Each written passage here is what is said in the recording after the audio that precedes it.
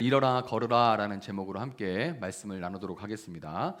자, 여러분, 기생충이라는 영화로 오스카에서 비영어권 최초로 최우수 작품상을 수상한 봉준호 감독이 있죠. 여러분들도 워낙 유명한 일이었기 때문에 다 아실 거예요. 이 봉준호 감독은 인물의 대사와 또 동작, 그 인물의 영화 내에서의 동작과 작은 소품 하나와 배치, 구도, 이 모든 것들에 있어서 굉장히 세밀하고 치밀한 연출들로 인해서 일명 봉태일이라고 불립니다. 별명이 봉태일이에요. 봉태규, 봉태균이란 봉준호죠. 봉준호 감독 플러스 디테일 해가지고 봉태규라고 불려요. 저는 영화를 좋아하는 편입니다. 좋아하는데 한 번 본 영화는 다시 손이 잘 안 가서 두 번 보는 일은 거의 없습니다. 그런데 이 봉 감독님의 영화는 이 기생충 이전에 다른 영화들도, 괴물을 비롯해서 다른 영화들도 몇 번씩 다시 보게 돼요. 왜 그러냐면 볼 때마다 그 세심한 연출, 처음 볼 때는 안 보였던 그 스토리 쫓아가느라고 정신이 없어서 안 보였던 것들이 두 번, 세 번 보다 보면 그 세심한 연출에 담아서 전달되는 상징적인 대사회적 메시지들을 발견하는, 그 감독님이 거기 안에 담아난 그런 메시지들이 따로 또 있거든요. 그런 것들을 발견하는 그런 재미가 아주 쏠쏠하기 때문에 영화를 두 번, 세 번 이렇게 보게 되는 것 같아요. 오늘 본문도 오순절에 120명의 사람들이 성령을 받고 나서 이제 베드로가, 그 중에서 성령을 받은 베드로가 사람들에게 설교를 하죠. 하나님 나라의 말씀을 선포하고 그 설교를 통해서 3,000명이 구원받고 돌아와서 가르침을 받고, 지난주에 설교한 겁니다. 가르침을 받고 기도하며 떡을 떼는 이 교제의 힘을 쓰는, 가르침을 받고 교제의 힘을 쓰는 첫 교회가 태어났어요. 첫 교회가 태어난 후에 이 첫 교회를 대표하는, 모든 사람이 다 교회지만 그 중에서 그 교회를 특별히 대표하는 사도들이 이제 활동을 시작하면서 사도들을 통해서 일어난 첫 표적이 오늘 본문에 기록이 되어 있습니다. 첫 교회가 태어났고 그 교회를 대표하는 사도들에 의해서, 사도들을 통해서 첫 표적이 일어났어요. 제가 지금 기적이라는 말을 안 쓰고 표적이라는 단어를 일부러 쓰고 있죠. 제가 기적이라고 하지 않고 표적이라고 얘기를 했습니다. 왜냐하면 그 한 장 앞으로 가면 사도행전 2장 43절에서 사도들로 말미암아 기사와 표적이 많이 나타나니 라고, 오늘 이제 나타나는 이 본문의 이 일을 표적이라고 부르고 있습니다. 2장 43절에서. 그리고 단순한 기적, 미라클이라고 하죠. 미라클과 표적을 의미하는 사인은 달라요. 둘이 완전히 다릅니다. 우리가 와 기적이다 라고 말하는 이 미라클과 사인은 다릅니다. 마이크를 조금 낮춰주세요. 네, 에코가 나네요. 자, 표적, 이 사인, 이제 우리가 뭐 도담동에 올 때, 세종에 올 때 사인보드 해서 여러분이 이제 이정표를 보고 오셨을 겁니다. 세종 몇 킬로 뭐 이런 그 사인보드라고 하죠. 이 이정표를 보면서 그 이정표가 우리에게 갈 길을 인도해 주는 것처럼, 이 이정표, 사인보드가 사인에서 나온 말이고 사인이 표적입니다. 그와 같이 그 표적이라는 것은 표적을 일으킨 주체가 그 표적을 경험하는 사람들에게 전달하고자 하는 메시지와 그 메시지대로 메시지를 받은 사람들이 움직이게 하고 싶다는 그 의도를 담고 있어요. 그 사인은 그 표적을 일으키는 사람이, 표적을 경험하는 사람들이 받았으면, 깨달았으면 하면 좋겠다는 그 메시지와 그대로 그 메시지에 따라 움직였으면 좋겠다는 그 의도를 담고 있어요. 당연히 이 표적에는 그냥 우와 기적이다 하는 그런 거 말고 표적에는 당연히 연출이 필요하겠죠. 연출이 필요합니다. 그 연출대로, 감독의 연출대로 그 표적이 일어나야 그 일어난 표적들이 담겨 있는 그 메시지들을 사람들이 제대로 받고 움직일 수가 있기 때문에 그런 거예요.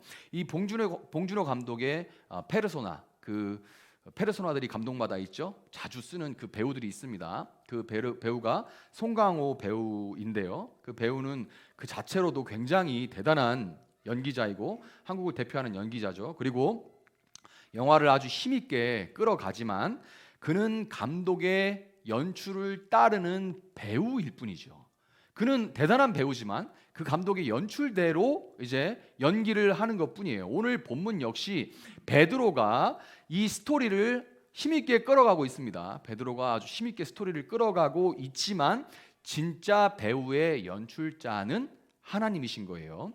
모든 감독의 첫 작품이 그 감독이 앞으로 만들어갈 작품들의 그런 뼈대를 구성하고 있습니다. 그래서 봉준호 감독도 처음에 만든 작품을 보면 그 이후에 어떤 작품들을 그 사람이 만들어갈지 그걸 알 수가 있어요. 또 우리나라의 영화 중에서 뭐 복수를 전문으로 찍는 박찬욱 감독님도 있죠. 그분도 처음 만든 영화를 보면 그 뒤로 쭉 복수 트릴로지라 해서 복수 이렇게 나와요. 아, 이분은 앞으로 영화를 만들 때 계속 어떤 사회적 소재를 통해서 복수하는 어떤 쾌감을 주겠구나, 뭐 이런 거를 알 수가 있어요. 이와 마찬가지로 감독의 그 연출자의 처음 작품은 그 다음에 그 사람이 만들어가는, 그분이 만들어가는 그 연출이, 기획이 어떤 목적으로 어떤 스토리를 가지고 뼈대를 가지고 흘러갈지를 잘 보여줍니다. 그래서 오늘 본문이 첫 교회의 첫 이 표적이기 때문에 우리에게 담고 있고 전해주고 있는 메시지들이 있는 겁니다.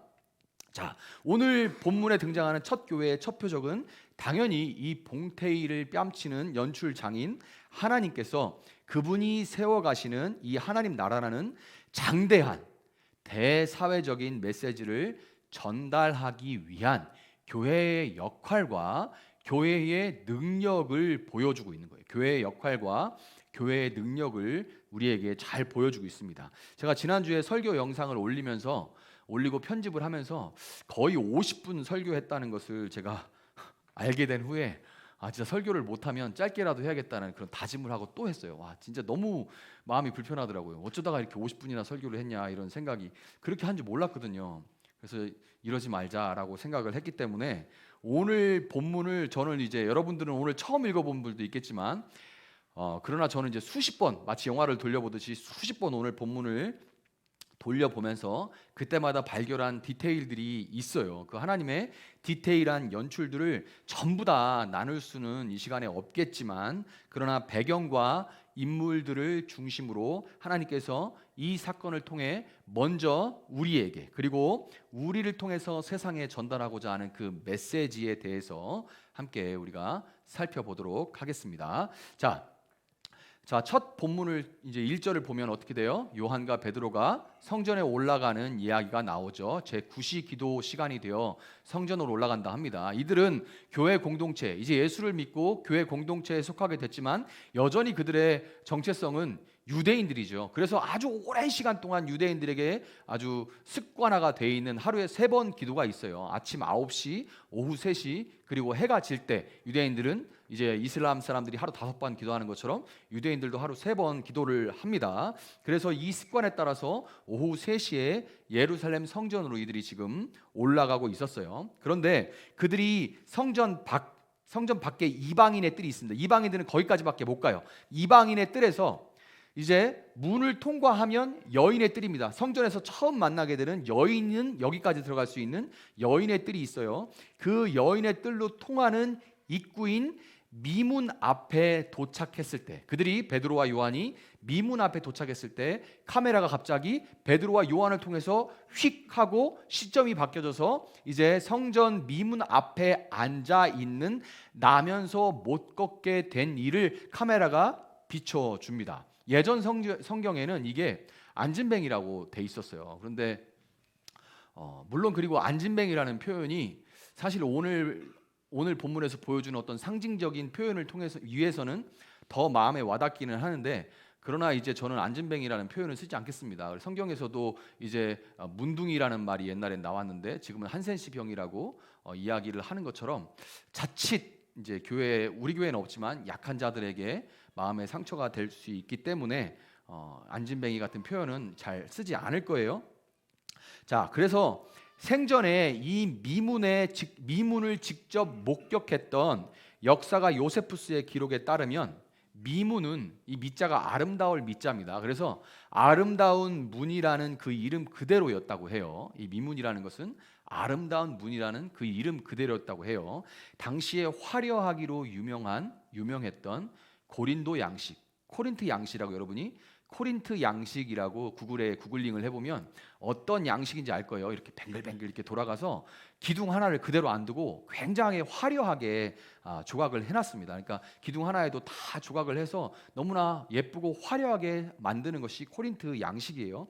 이 코린트 양식에 따라 지어진 미문은 거기다가 금과 은을 입힌 황동으로 만들어진 이중문으로 돼 있어서 당시의 모든 문화적인 양식과 건축 양식과 그리고 쓸 수 있는 좋은 재료는 다 갖다가 쓴 그런 문인 거예요. 얼마나 화려할지 상상이 가죠. 심지어 그냥 아름답게 세공만 된 게 아니라 그 크기가 무려 높이가 23m에 이르렀다고 합니다. 그러니까 23m면 얼마큼이야? 아파트 3층이 한 10m 조금 넘으니까, 그러니까 아파트 10층 가까이 되는 높이의 문이 이렇게 올려다보는데 금과 은이 번쩍번쩍하는 그런 문이죠. 얼마나 웅장하고 멋있을지 우리가 대략 상상을 할 수가 있습니다. 그런데 그 아름답고 웅장한 미문 앞에 태어날 때부터 걷지 못하는 한 거린이 앉아 있었던 거예요.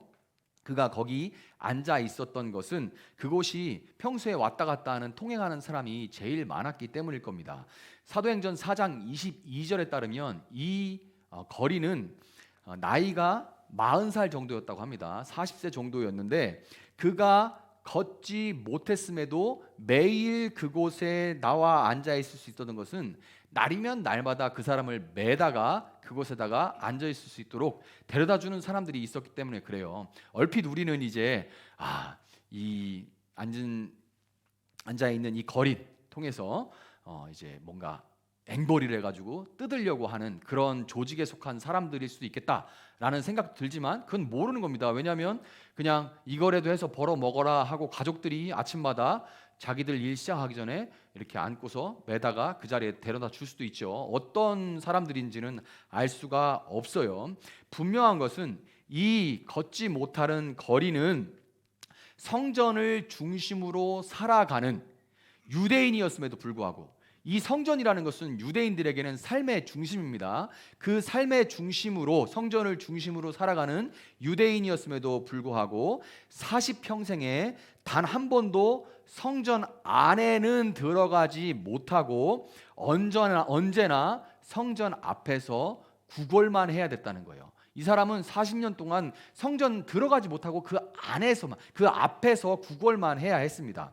그를 이용하려고 했든지 아니면 챙겨줬든지 사람들은 그를 미문 앞에 내려다 놓고 구걸하도록 만들었을 뿐이지 누구도 그를 데려다가 성전 안으로 데려다 주는 사람은 아무도 없었어요.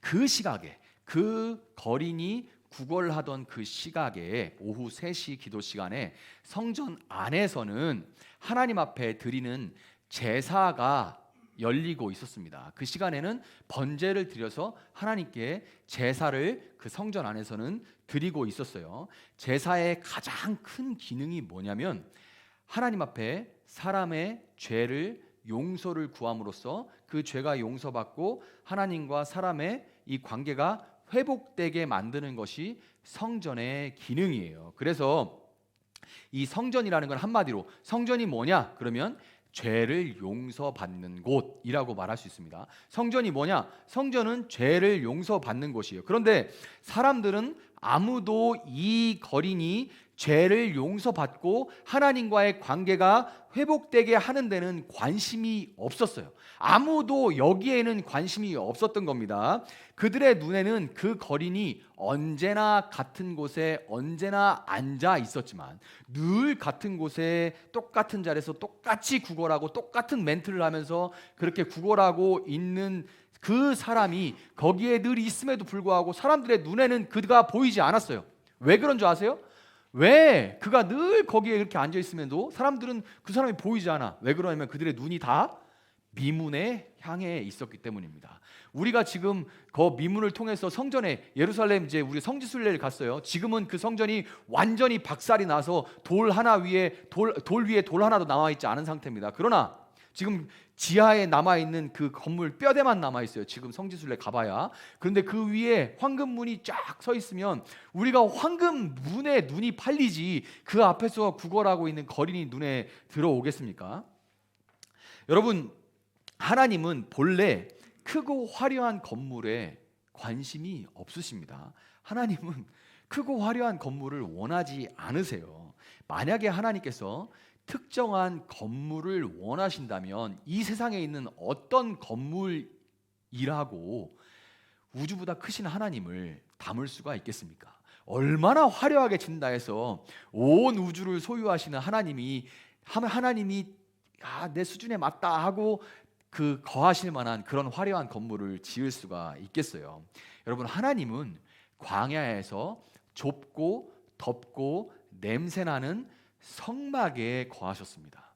우리가 성막이라는 말을 하니까, 성자를 붙이니까 뭔가 그 성막은 특이했을 거다, 특별했을 거다라고 생각하지만요, 여러분, 그 성막은 환기도 되지 않고 조명도 없어서 겨우 촛대에 빛나는 6개의 촛불 빛으로 겨우 어슴풀에 비춰지는 아주 어둠침침하고, 맨 마지막에 여러 겹의 막으로 덮어놓고 맨 마지막에는 수달의 가죽으로 덮어놔서 바람 하나 통하지 않고 그 초에서 나오는 끓음은 끓이고 있고, 그리고 피와 짐승 지방 냄새 같은 거 타는 냄새들로 가득해 있는 좁고 덥고 냄새나는 지금의 유목민들의 텐트예요.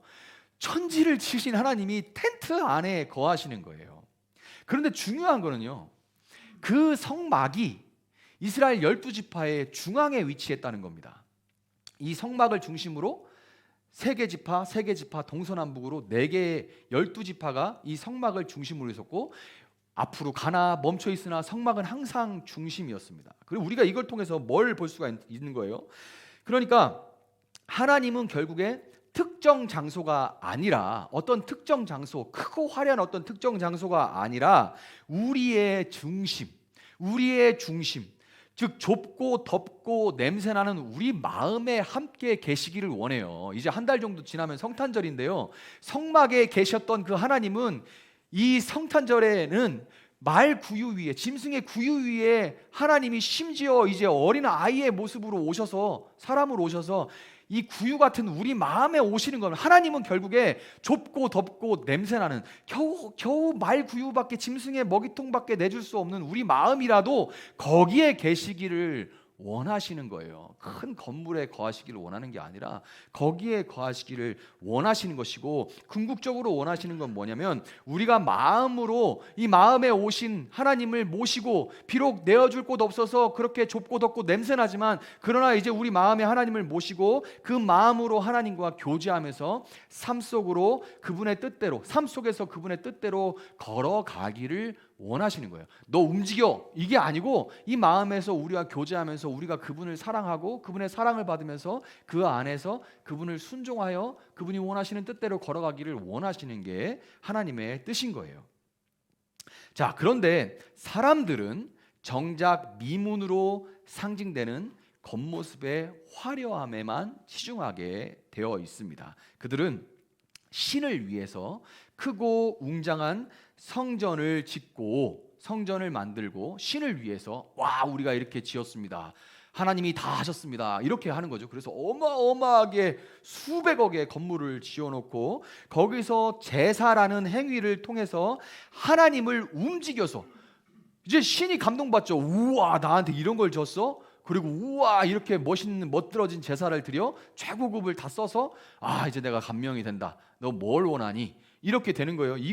그래, 신을 움직여서 그들의 삶이 미문처럼 아름답고 화려하고 웅장해지기를 꿈꾸는 겁니다. 그게 모든 사람들의 종교 행위를 담고 있는, 신을 위한 거라 하지만 정작 자기를 위한 종교 행위를 담고 있는 것이 바로 미문인 거예요. 이 하나님의 디테일한 연출이 거기에 담겨 있는 겁니다. 그런데 하나님이 보시기에는, 하나님의 눈에는요, 그렇게 아름다운 걸 지어놓고 거기 왔다 갔다 하는 사람들이 뭘로 보이냐면, 하나님 앞에서는 나면서 못 걷게 된 거린으로 하나님은 보여줍니다. 그래서 둘을 같이 놓는 거예요. 하나님께서 그 연출 가운데 미문 앞에 나면서부터 걷지 못하는 거린을 함께 두신 거예요. 이 하나님의 연출이 여러분 보이십니까? 내 눈에는 너희들이 하는 게 이렇게 보여 라고 말씀하시는 거예요. 그들은, 이 걷지 못하는 거린들은 자신의 힘으로 걷지 못하고 다른 누군가에 의해 정해진 곳에서 평생을 구걸하면서 살아갑니다. 여러분, 이게 사실은 가만 생각해 보면 우리의 실존을 하나님께서 보여주고 있는 겁니다. 우리 가운데 정말 내가 원해서 내가 꿈꿔오던 그 모습 그대로 살아가고 있는 사람이 여러분 정말 있어요? 누군가가 바라는 대로, 누군가가 맞다고 하는데, 누군가 이게 옳다고 말한 대로 그대로 옮겨준 대로 그 자리에서 앉아서 평생 거기서 다른 사람이 맞다고 말해주는, 야, 네가 뭔가 돈만 있으면, 아니면 돈을 좀 많이 구걸해내면, 아니면 명예를 좀 많이 구걸해내면, 건강해지기만 하면 너도 행복해질 수 있어 라는 그런 얘기들을 들으면서 그 자리를 지키는 겁니다. 그런데 사실 확신은 없어요. 사실 확신도 없이 그냥 그 자리를 지키고 있는, 뭔가 그렇게만 그것들만 얻으면 성공하고 안락해지고 조금 나은 삶을 살았다고 인정받을 수 있다고 생각하는 그런 메시지를 던져주는 신 앞에서, 자기들이 만들어 놓은 그런 신 앞에서 구걸을 하고 있는 것, 그것이 바로 날 때부터 걷지 못하는 그 거린이라는 우리의 실존을 보여주고 있는, 우리의 실존을 대표해주고 있는 그 인물이 보여주고 있는 모습인 겁니다. 자, 베드로와 요한이 성전에 들어가려 하는 것을 보고 거린은 늘상 하는 대로 한 푼만 줍쇼 하고 구걸하기 시작합니다. 한 푼만 주세요, 한 푼만 주세요, 이렇게 구걸을 해요. 그러거나 말거나 수많은 사람들이 들리지도 않고 투명인간처럼 그냥 지나가 버리죠. 그리고 스쳐 지나가는 사람들 가운데 베드로와 요한은 걷지 못하는 이 거린을 주목하여 보고 그에게 우리를 보라 이렇게 말을 합니다. 우리를 봐라. 모든 사람들이 미문만 바라보고 있을 때 베드로와 요한은 거린이 진짜 바라봐야 할 곳, 자기들을 보라는 게 아니죠. 여러분, 이제 예수님 처음 만난 제자들이 뭐라고 사람들에게 얘기합니까? 와서 보라. 나사렛에서 무슨 선한 것이 날 수 있냐라고 말할 때 뭐라고 합니까? 빌립이 와 보라 이렇게 얘기하죠. 교회 한번 와 봐. 여기 복음이 있어. 여기에 생명이 있어 라고 말하는 거 똑같아요. 우리를 봐라. 내가 어떻게 생겼는지 봐라는 얘기가 아닙니다. 나를 봐라. 내 안에 있는 걸 봐라 라고, 내가 전해줄 것을 봐라 라고 보라고 말하는 거죠. 그러니까 이 베드로와 요한은 그 구걸하는 거린에게 무엇이 진짜 필요한지 알고 있었고, 그것을 자신들이 줄 수 있다는 것을 알고 있었던 거예요. 여러분, 거린이 베드로와 요한에게 구걸을 했을 때 평생 구걸로 연명해온 이 거린이 베드로에게 기대한 것은 금과 은이 아닙니다. 구걸하면서 금전 주십시오, 은전 주십시오 하는 사람이 어디 있어요? 그저 정말 동전 한 푼 정도를 기대하는 거예요. 사실 기대감도 크지도 않았을 겁니다. 왜냐하면 수많은 사람들이 그냥 지나가니까. 그러니까 그냥 동전 한 푼 정도 원하는 건데, 그러니까 그때 베드로가 만약에 정말 나 돈 한 푼도 없어 이렇게 말하고 싶으면 금과 은은 내게 없거니와 라고 말할 게 아니라 저 땡천 한 푼도 없거니와 이렇게 말해야 맞아요. 그죠? 땡천 한 푼도 없거니와 이렇게 말하는 것이 맞고 그 대답이면 충분한데, 구태여 단위를 몇백 배나 끌어올려서 금전도 음전도 내게 없다라고 말하는 것, 이 거리는 기대조차 하지 않을 이런 말을 한다는 것은 베드로가 진짜 말하고자 했던 것이 돈이 없다는 얘기가 아니라 내가 지금 갖고 있는 것이 은금보다 값지고 너에게 꼭 필요하다라는 말을 하고자 했던 거예요. 베드로와 요한이 가지고 있던 것이 뭐죠? 베드로와 요한이 가지고 있던 것, 나사렛 예수 그리스도의 이름입니다. 성경에 여러분 이 말이 너무나 귀한 것이죠. 나사렛 예수 그리스도, 나사렛 예수 그리스도. 우리가 가끔 이제 뭐 대적하고 뭐 이럴 때 나사렛 예수 그리스도를 명하는 이렇게 말하는데, 그게 어디서 왔냐면 여기서 온 겁니다. 나사렛 예수 그리스도의 이름이라는 말은 딱 여기만 나와요. 다른 데는 전혀 나오지 않습니다. 나사렛 예수 그리스도의 이름이에요. 이게 베드로와 요한이 소유하고 있던 겁니다. 이름이라는 게 뭐냐면 그 이름을 가진 존재가 보장하는 능력을 사용할 수 있는 권세를 말하는 거예요. 내가 너한테 이름을 줬다. 넌 내 이름을, 내가 너한테 이름 네임 줬어. You have my name 이라고 영어에서도 얘기하죠. You have my name. 너 내 이름을 가지고 있어. 이게 무슨 얘기예요? 네가 이제 내 이름 따라간다는 얘기가 아니죠. 너 내 이름으로 뭐든지 할 수 있어. 내가 너한테 할 수 있는 권세를 줄게. 이런 얘기인 거예요. 그게 내 이름을 가졌다는 얘기인 겁니다. 요한복음 1장 12절에서 뭐라고 얘기해요? 영접하는 자 곧 그 이름을 믿는 자들에게는 하나님의 자녀가 되는 권세를 주셨으니, 하나님의 자녀가 되는 권세를 주셨으니.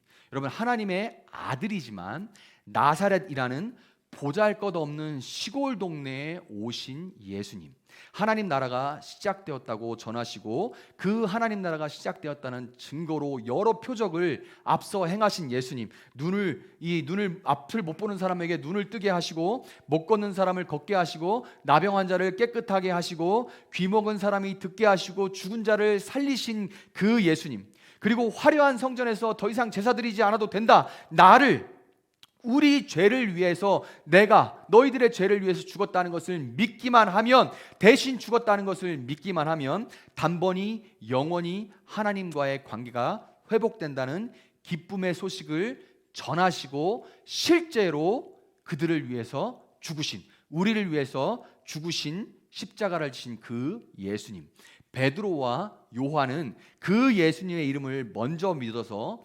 하나님의 자녀들의 공동체, 하나님의 자녀들이 모인 교회 공동체에 속하게 됐고, 로마서 1장 16절, 내가 복음을 부끄러워하지 아니하노니 이 복음은 모든 믿는 자에게 구원을 주시는 하나님의 능력이라. 아멘. 이 복음이 곧 모든 그 복음을 받고 믿는 자에게 구원을 주시는 하나님의 능력. 하나님의 능력이 뭐래요?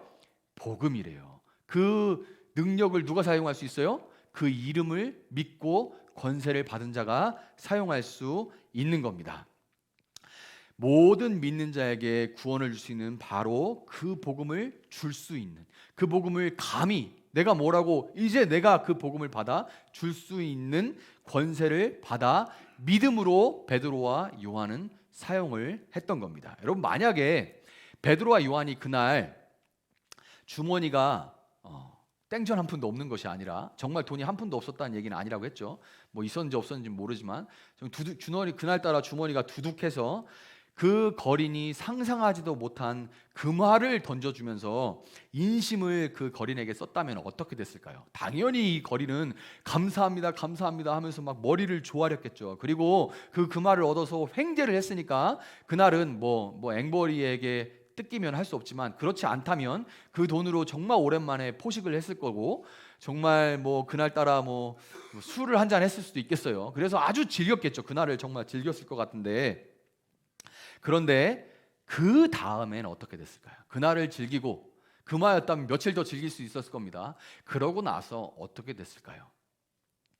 그 다음 날에도, 그 다음 달에도, 그리고 그 다음 해에도 그는 변함없이 그 자리에서 거린으로 살다가 거린으로 죽었을 겁니다. 금화를 줬다 해도 그 자리에서 거린으로 살다가 거린으로 죽었을 겁니다. 여러분, 그렇기 때문에 예수의 이름을 교회 공동체에 주신 하나님이 오늘 사건을 통해서 전하고자 하는 메시지는 날 때부터 걷지 못하는 거린과 같은 우리에게 근본적으로 필요한 것은 그 거린의 상태를 유지시켜 주거나, 그 거린의 상태를 쭉 그냥 거린으로 살아갈 수 있도록 뭔가를 구하면서 그렇게 쭉 그렇게 살아갈 수 있도록 유지시켜 주거나, 아니면 다른 종교들과 세상에서 말하는 것 같이 아름다운 미문을 바라보면서 저걸 꿈꾸면서 살아가. 저거를 잡으면 네가 저 미문을처럼 될 수 있다면 행복해질 수 있을 거야, 지금 상황보다 좋아질 거야 라고 그렇게 말해주는 그런 것들이 아니라, 우리에게 근본적으로 필요한 것은 모든 깨져 있는 상태를 회복시키는 복음의 능력이요, 그 복음을 전하는 것이라는 것을 여러분 믿으시기 바랍니다. 이것이 오늘 그 그림을 통해서, 그 연출을 통해서 하나님께서 봐라, 내가 진짜 원하는 거, 그리고 너희에게 이미 준 그 교회의 그 능력이 무엇이냐? 바로 이 복음이요, 그리고 복음을 전하는 능력이다라고 말씀을 하시는 겁니다. 자, 그런데 여러분, 여기서 끝나질 않죠. 베드로가 나사렛 예수 그리스도의 이름으로 일어나 걸으라 이렇게 말을 하는데요, 거기서 그친 것이 아니죠. 나사렛 예수 그리스도의 이름으로 일어나 걸어라 여기까지가 아니라, 가서 그 거린의 오른손을 잡아 끌어일으켜 냅니다. 끌어일으켜 내요. 본문 7절에서 일으키니라고 번역된 이 에게이렌이라는 단어는 일어나다, 깨우다, 살리다라는 의미의 에게이로라는 단어에서 나온 말이에요. 성경은 먼저 하나님께서 죽은 자들 가운데 예수 그리스도를 에게이로 했다고 얘기합니다. 부활이 뭐냐? 죽은 자가, 하나님이 죽은 자를 일으킨 게 부활이요. 예수를 무덤 가운데 하나님께서 능력으로 그를 일으키신 겁니다. 그래서 하나님의 예수 그리스도의 부활은 에게이로 하신 거예요. 하나님께서 일으키신 거예요. 그리고 베드로는 부활하신 그 살아나신 예수님을 믿음으로 그의 부활 생명이, 예수님의 부활하신 그 생명이 먼저 하나님과의 관계가 끊어져서 영적으로 죽어있던 자신을 영원한 죽음 가운데, 하나님의 영원한 심판 아래 놓여있는 그 가운데서 깨어 일어나게 하셨다고 말하는 거예요. 성령으로 충만해진 이 베드로의 부활 신앙은 그 거린을 일으킬 정도로 충만해진 이 베드로의 부활 신앙은 추상적이고 이론적인 데 그치는 것이 아니었습니다. 베드로의 부활 신앙은 우리 가운데도 예수님 부활하신 걸 제가 믿습니다 라고 말은 하는데도 불구하고 그 부활에 대한 고백이 굉장히 추상적이고 이론적에 그친 사람들이 너무나도 많죠. 저를 비롯해서 부활하신 예수님을 믿는다고 말하지만 이 땅은 다 지나갈 것이고 나는 영원한 천국에 속해서 천국을 살아간다고 그렇게 고백하면서도 움켜진 손을 놓지 못하고 나 먹고 사는데 바빠가지고 미문 앞에 앉아있는 이웃들을 거들떠보지도 않는 거세되고 박제된 그런 신앙이 아니었던 거예요. 성령으로 충만했을 때 그의 부활 신앙은 다른 사람은 못 보는 게 보이는 신앙이 된 거예요. 다른 그전에는 너무 바빠서 저 미문, 어떻게든 나도 저 미문처럼 화려하고 웅장해지기 위해서 뭔가 막 달려가는, 아니 사실은 내가 달려간다고 생각했지만 세상이 말하는 것들이 나를 그거 얹어놓고 계속 구걸하면서 살려고 만들었던, 그거 하느라고 바빠서 사실은 나도 제대로 믿지도 않아. 그래서 소망이 별로 기대도 없어. 그러면서 그냥 주십시오 이렇게 앉아있던 나였는데, 아니에요. 눈이 바뀌어가지고 이 성령의 충만해서 부활신앙은 일어나 걸어라라고 얘기하는 신앙이 된 겁니다. 그 사람들이 보이고 그 사람들을 찾아가고 그들의 손을 잡아주는 사람이 된 거예요.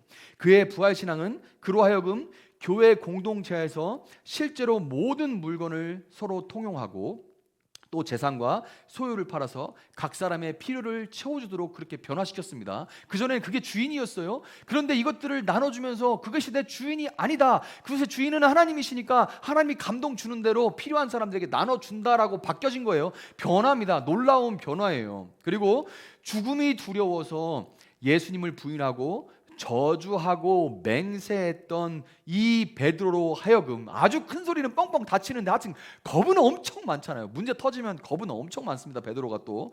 그런데 이 베드로로 하여금 마치 예수님이 물에 막 빠져가던 그의 오른손을 딱 잡아서 그 물에서 건져줬던 것처럼 미문 앞에서 끝내 거린으로 왔다가 거린으로 갈 수밖에 없는 그 형제의 손을 잡아서 일으켜 세우도록 이 베드로를 변화시켰던 겁니다.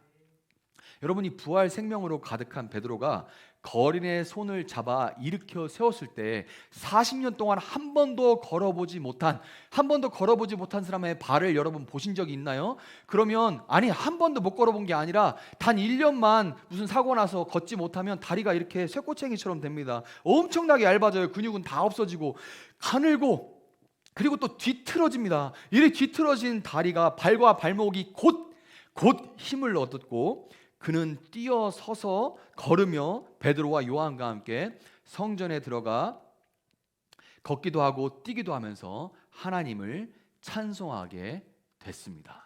변화된 베드로를 통해서 평생 다른 사람에 의해서 성전 앞에 앉아 있어야만 했던 거린 역시 베드로가 손을 잡아주니까 천천히 변화되는 것이 아니라, 우리가 여러분 많이 착각을 하죠. 교회에서 무슨 훈련, 양육 끝나면 내가 제자가 되고, 뭐 끝나면 군사 되고, 뭐 끝나면 뭐 되고 이렇게 생각하잖아요. 그래서 구원도 뭐 받고 이렇게 간다고 생각하는 사람들이 있는데 아니에요. 손을 잡아 일으켜서 예수의 이름으로 일으키면 그때 그 사람은 하나님의 자녀가 된 겁니다. 그때 그 사람은 구원 받은 거고, 그 이후에 우리가 배우는 것들은 너가 이런 사람이야 라고 알려주는 거일 뿐이에요. 너 이제 이런 사람 됐으니까 이렇게 살아갈 수 있어, 더 이상 착각하지 마 라고 알려주는 것뿐이지, 그 교육들을 통해서 변화가 일어나는 게 아닙니다. 이미 하나님의 생명이 그 안에 들어가게 된 거예요. 언제? 베드로, 예수 그리스도의 손이 베드로를 일으켜 세웠을 때, 그리고 베드로가 그 손을 뻗어서 그 형제를 일으켰을 때, 그때 그도 당장에 스스로 성전 안에 들어가 하나님을 예배하고 또 다른 누군가의 손을 잡아줄 수 있는 존재로 변화가 될 수 있었던 겁니다. 여러분, 하나님이 예수님의 손을 잡아서 그분을 죽은 자들 가운데 일으키셨고, 그 예수님이 베드로의 손을 잡아서 그를 일으켜 교회의 지도자로 삼아주신 것처럼, 그리고 베드로가 걷지 못하던 거린의 손을 잡아 일으킨 것처럼, 우리 역시 서로의 손을 잡아서 일으켜 세우고, 또한 이웃을 돌아보아서 그들의 손을 잡아 일으켜 세울 수 있어야 합니다. 여러분, 우리가 전하는 복음은 그냥 말만 잘해서, 우리가 복음 전하라 그러면 목사님 저는 말을 못해요, 뭐 어떻게 전해야 되는지 모르겠어요. 그리고 제가 이렇게 마음을 가지고 있는 사람은 저보다 말을 더 잘해요. 그리고 저보다 없는 게 없어요. 그래서 복음을 못 전하겠어요. 이렇게 말을 해요. 정말 그렇습니다. 그렇게 따지면 정말 우리는 꼭 아프리카에 가야만 복음을 전할 수 있을 것 같아요. 나보다 가진 게 너무 없는 사람들한테. 근데 이건 저도 마찬가지로 세종에 올 때 처음 부담이 그거였습니다. 아니 거기 중산층 이상 산다던데 다 나보다 잘 사는 그 사람들한테 내가 가서 뭐 할까? 이게 아프리카 출신 선교사가 하는 생각이에요. 너무 잘 사는 것처럼 보이더라고, 세종에 오니까. 그렇지 않습니다. 여러분, 복음이라는 것은 그런 것이 아니에요.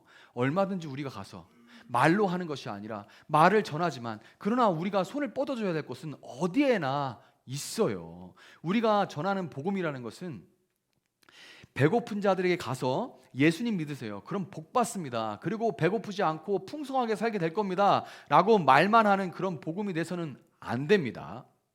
그리고 우리가 전하는 복음이 이제 예수 믿었으면 천국 가니까 괜찮다면서 사랑하는 사람을 잃고 슬퍼하고 애통하는 사람에게 찾아가서 그 사람을 찾아가고 그 사람의 손을 잡아주는 거는 별로 필요 없다고 말하는 그런 복음이 돼서는 안 되는 거예요. 우리가 복음을 전하고 복음을 말한다면 가서 손을 잡을 수 있는, 빵을 나눠줄 수 있는 그런 복음이 돼야 되는 겁니다. 여러분, 우리는 말로써 모든 믿는 자들을 살게 하는 그 능력의 복음을 전해주는 권세를 사용하면서, 동시에 우리 손으로 지친 형제 자매 이웃들의 손을 붙잡아 일으켜 줄 수가 있고요. 우리가 그렇게 할 때 하나님께서 우리의 변화라는 이 표적을 통해서 교회 공동체를 통해 대사회적으로 전하고자 하시는, 이 정말 연출의 장인이신 하나님께서 우리를 통해서 이 땅 가운데 전하고자 하시는 그 하나님 나라라는 대사회적인 장엄한 메시지가 온전하게 전해질 수 있다는 것을 여러분 믿으시기를 바랍니다. 말씀을 맺도록 하겠습니다. 여러분, 40년 동안 도무지 변하지 않던, 변할 생각도 없었던 이 날 때부터 걷지 못하던 거린이 변화되자 성경은 뭐라고 말합니까? 온 이스라엘이 심히 놀랍게 여기며 놀랐다고 그렇게 기록을 합니다. 여러분, 이 모든 소란이 시작된 게 언제부터 시작된 거예요? 떡을 떼면서 기도하는 공동체가 만들어졌을 그 이후부터 시작된 일입니다. 예루살렘은 소란스러울 일이 없었는데 이 공동체가 생기고 난 다음부터 예루살렘이 소란스러워지기 시작했습니다. 왜? 안 보이던 것이 보이고 잡을 수 없었던, 그 부정해질까 봐 잡지 못하던 사람들의 손을 잡아줄 수 있게 되고, 내가 입을 열어서 전할 때 내가 전한 게 나를 봐라가 아니고 내 안에 있는 예수를 봐라라고 말할 수 있는 사람들이 됐기 때문에 그런 거예요. 그 공동체가 기도하니까 그런 일이 일어난 겁니다. 성령이 충만해지니까 그런 일이 일어나게 된 거예요. 여러분, 한국 교회는 어느 때부터 아무 일도 일어나지 않는 예배, 아무 기대도 없고 아무 변화도 없는 예배를 당연하게 여기기 시작했습니다. 예배에 원하는 건 단 하나, 조용히 끝나는 거. 아무 그냥 심지어 큐시트까지 만들어서 몇 분 몇 초에 쫙 진행이 돼가지고 딱 깔끔하게 끝나는 예배를 기대하지, 예배가 소란스러워지고 사람들이 울고 사람들이 변화되고 사람들이 막 가슴을 찢고 어떤 사람은 막 악한 영들이 드러나서 귀신이 쫓아나가는 일들이 일어나는 것을 싫어해요. 왜 저렇게 야만적이야, 왜 저래, 이런 거를 싫어해요. 아무 기대도 하지 않는 예배가 당연하게 받아들여집니다. 당연하지 않은 거예요. 당연하지 않은 게 당연하게 되니까 그 빈자리를 뭐가 차지하냐? 미문이 차지하게 됐고, 이제 교회는 곧 건물이 됐습니다. 니네 교회 커? 니네 교회 얼마나 모여? 니네 교회 커? 니네 교회 주차장 커? 넓어? 이게 교회죠. 여러분 교회라면, 교회 좀 다녀본 사람 다 생각해. 니네 교회 커? 이렇게 말하죠. 이 말 자체가 말이 안 되는 말인데, 그냥 미문이, 당연하지 않은 것이 당연해지니까 미문이 그 자리를 다 차지하게 된 겁니다. 여러분, 아무리 건물이 크고 화려해도 세상엔 더 크고 멋진 건물들이 있을 수밖에 없고요, 쇠락할 수밖에 없는 건물은 사람들을 놀라게 할 수 없습니다. 여러분, 기도하는 교회 공동체, 성령의 충만함으로 변화된 길을 걸어가는 사람들이 전하는 복음을 통해서만 세상을 놀라고 소란스럽게 할 수 있다는 것을 믿으시고요, 오늘은 여러분 옆 지체를 보면서 옆 지체의 손을 한번 오른손으로 잡아주시기를 바랍니다. 애들의 손도 잡아주시고 한번 여러분 우리가 선포를 해보았으면 좋겠어요. 나사렛 예수 그리스도의 이름으로 일어나 걸어라. 한번 해보시기 바랍니다.